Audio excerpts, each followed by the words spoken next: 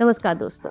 एक देश जो दुनिया के 20% पॉपुलेशन को खिलाता है लेकिन सिर्फ 10% अरेबल लैंड रखता है, क्या वो फ्यूचर में अपनी फूड सिक्योरिटी को इंश्योर कर पाएगा?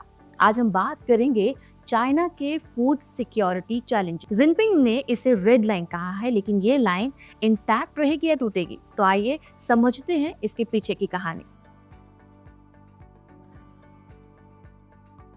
चाइना के फूड सिक्योरिटी के सामने एक बड़ी चुनौती है पॉपुलेशन ग्रोथ और डिक्लाइनिंग फार्मलैंड। पिछले 5 सालों में अरेबल लैंड में 5% की गिरावट दिखी गई है। अब फार्मलैंड सिर्फ 0.08 हेक्टेयर पर कैपिटा रह गया है, जो यूएस के कंपैरिजन में 6 गुना कम है। Land decline and climate impact. Climate change का प्रभाव एग्रीकल्चरल प्रोडक्टिविटी पर डायरेक्टली पड़ा है। फ्लड प्रोन प्रोविंस जैसे हेनान और बाकी एरियाज, यहाँ पर प्रोडक्टिविटी काफी गिर चुकी है। Land misuses and urbanisation. Arable land का मिसयूज रियल एस्टेट और इंडस्ट्रियल डेवलपमेंट के लिए एक मेजर प्रॉब्लम बनकर आया है। अर्बन और इंफ्रास्ट्रक्चर प्रोजेक्ट जैसे कि मेगा सिटीज फार्मलैंड को कंज्यूम कर रहे हैं। तीसरा कारण है वाटर स्कैर्सिटी। चाइना के ग्रेन प्रोड्यूसिंग प्रोविंसेस जैसे कि हेबाई और शेंडोंग एक्सट्रीम वाटर स्कैर्सिटी को फेस कर रहे हैं। इरिगेशन के बिना क्रॉप यील्ड गिरती जा रही है।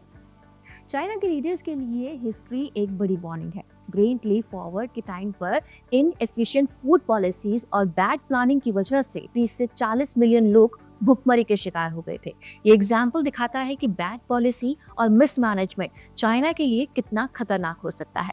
1958 से 1962 के फेमाइन का सबसे बड़ा रीजन था माओ की कलेक्टिवाइजेशन पॉलिसीज।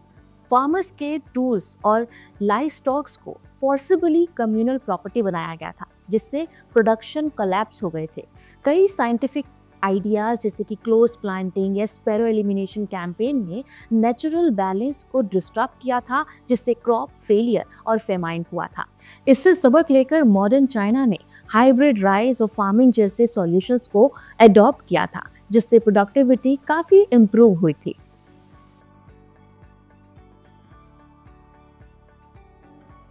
चाइना के लीडर्स अब फूड सिक्योरिटी के लिए एडवांस्ड टेक्नोलॉजीज और इनोवेशन या स्ट्रेटेजीज का इस्तेमाल कर रहे हैं, लेकिन क्या ये काफ़ी रहेगा? AI ड्रिवन पेस्ट कंट्रोल और वेदर प्रेडिक्शन टूल ने फार्मिंग को स्मार्टर तो बनाया है, साथ ही फार्मर को ट्रेनिंग और डेटा प्रोवाइड करने के लिए national agricultural technology cloud platform launch किया गया है। हाइब्रिड राइस और जेनेटिकली मॉडिफाइड क्रॉप्स को अडॉप्ट करके प्रोडक्टिविटी को बूस्ट किया जा रहा है। 2024 में चाइना ने 17 नए GM क्रॉप वेराइटीज को अप्रूव किया है। 1,70,000 हेक्टेयर फार्म लैंड रिक्लेम करने के बाद भी प्रोडक्टिविटी लो है। रिक्लेम्ड लैंड की सोल फर्टिलिटी काफी कम है, जो कि एक मेजर चैलेंज है।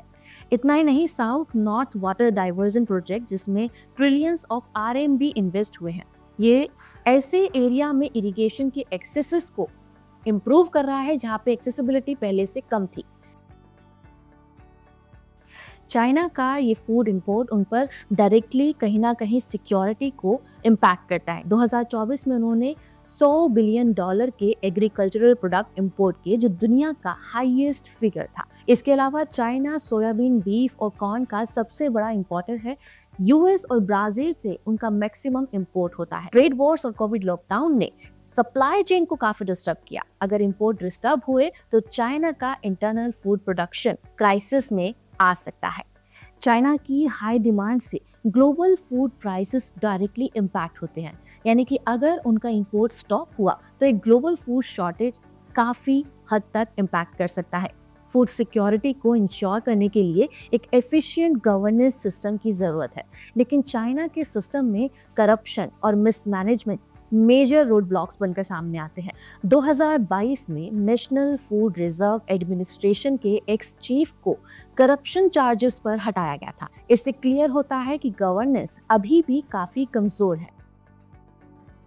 फ्यूचर के लिए चाइना का फोकस है इनोवेटिव सॉल्यूशंस और इंटरनेशनल कॉर्पोरेशन पर। इसके लिए ऐसे कई इनिशिएटिव्स जिसे ब्लू ग्रेनरी कहा जाता है, फ्यूचर फूड सप्लाई में एक मेजर रोल प्ले कर सकते हैं। High yield and stress resistant crop genetic engineering से ये ग्रो किए जा रहे हैं। साथ ही रशिया के साथ ग्रेन हब और belt and road initiative partnership food import और सप्लाई चेन को सिक्योर किया जाएगा।